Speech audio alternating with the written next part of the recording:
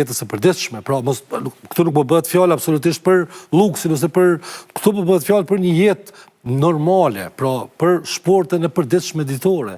Pra nëse rritet çmimi i bukës, nëse rritet çmimi i vajit, i sheqerit, pra çmimi i produkteve esenciale të cilat neve na duhen për familjet tona, dhe në anën tjetër nuk ka lëvizje të hyrave, pra nuk ka rritje pagas në edhe një sektore, madje nuk ka as plan i cili i ofrohet qytetarit, të paktën, mendoj që më e pakta që do duhet të bëj në këtë rast nga qeveria e Kosovës, do duhet të ishte një plan i cili ju prezantohet qytetarëve, që pasi që e përkrahen këtë rritje të çmimit të energjisë, atëherë t'ju tregohet qytetarëve se cili është plani ose si qeveria do të ndikojë që qytetarët të mund t'i përballojnë shpenzimet cilat po ju vinë.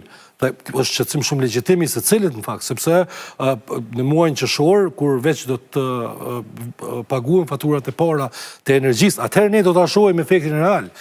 Mos flasim andej për bizneset që nga 1 qershori duhet të dalin në treg të lirë, pra kompanitë e mëdha, të cilat i kanë mbi 50 punëtorë dhe mbi 10 milion qarkullojnë, pra janë shumë të shqetësuar sepse nuk e kanë idenë se çfarë do të ndodhë, pra nuk ka as edhe një plan i vetëm i cili do ju udhëzojë ata se si të arrijnë deri tek furnitorët për energji elektrike.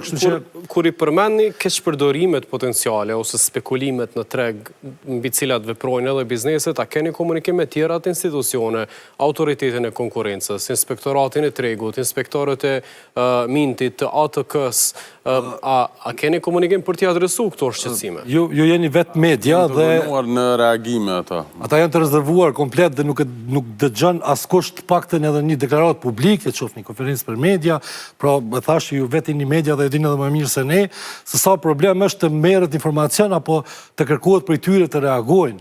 Pra është një mbyllje totale të gjithëve, pra nuk absolutisht është një situatë absurde, do të thoja që askush nuk po flet. Do të thotë ne të zgjedhurit tonë, sepse... Pra, ju thoni që s'po flasin as këto institucionet që kanë të bëjnë me mbrojtjen e konsumatorit, jo veç ZRE-ja ose qeveria në ndërheqje? I vetmi që po flet dhe shfrytëzoj rastin ta falenderoj është zoti Selatin Kaçaniku, përfaqësuesi i organizatës konsumatori, po është një organizatë jo qeveritare, pra që është një lloj zëri i konsumatorëve, por institucionet të cilat janë të thirrura që të monitorojnë cilësinë duke filluar që nga që, nuk e sheh as edhe një lëvizje për anës tyre. Kanë gojën e mbyllur, thoni? Pa dëshim se kuptoni që... Çfarë aspekti, po shua mbyll gojën? Mbyll gojën, në të vargu zinxhirorit të qeverisë. Si mundet më mbyll gojën? Të kuptohet që ata gjithmonë janë të deleguar dhe... Po ndoshta pyetja është më mirë bëhet se s'po flasin ata, nëse si u kanë mbyll gojën për kuzhinë ata, a janë qytetarët e Kosovës ata, a jetojnë edhe këtu, a dalin të blejnë gjëra ushqimore në treg sikur ne të tjerë. Nëse flasim për nga ana ideale të mirë kuptoj, por nëse flasim nga ana që sillet atë realiteti ballkanik, është diçka që llogaridhënia dhe në fakt nëse është autoriteti